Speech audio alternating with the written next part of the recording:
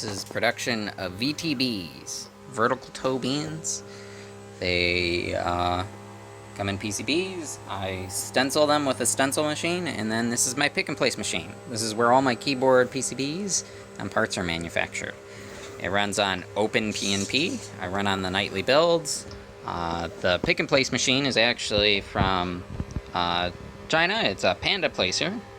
It is a reasonably cheap, out-of-the-box working type of solution. You have to assemble it, tram the frame and everything, but it seems to work.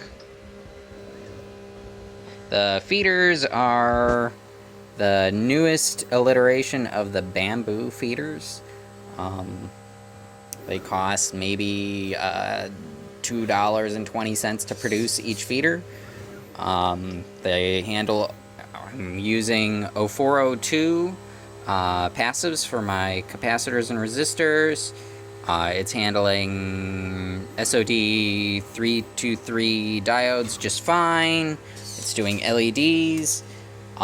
Currently there isn't available larger than 8mm feeders, tape feeders, but I just modified the STL files to produce 12, 16, and 24. So these are my 16mm feeders. I have one here, it's just over there.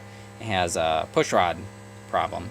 I got a 12mm, 24mm, I need another one of these, and a bunch of 8mm. They're printed in different colors because the vision system can detect circles, but color contrast is still important for that, so I'm finding having light colors like the light orange and white, and I'm just out of white plastic right now. Works great for black tape, and actually works okay for white tape, but for the 24mm, the vision system doesn't like this wide of tape for vision correction. Or at least I haven't been able to get it to work very well, so I've swapped to that. But the others, they do vision correction just fine. Right now, I have vision correction set up for correction, so air correction. So if it sees that it's within a confidence range, it will just keep, it'll stop using vision. So like for the LEDs and the diodes, it found that it was within proper confidence ratio or value, so it just goes to the pick place. Whereas other times, if it has a lower confidence ratio, it will run vision calibration on it.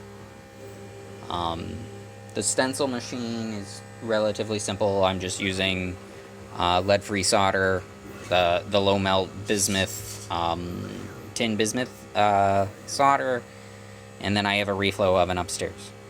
The reflow ovens, what is it? The Ultimate Makers, what is it? Reflow Master Pro or something, Pro 2, something like that, and just retrofitted toaster oven that I bought from Walmart and then tore apart, put a whole bunch of insulation in, and then hooked up the probes. Works really well. Alright, this is how I make PCBs. Oh, and I'm running this all on just a eBay bought HP Elite Desk. I wish I could have gotten a 1 liter instead of this big thing. This might get moved to my CNC or something like that. If I can find a 1 liter instead.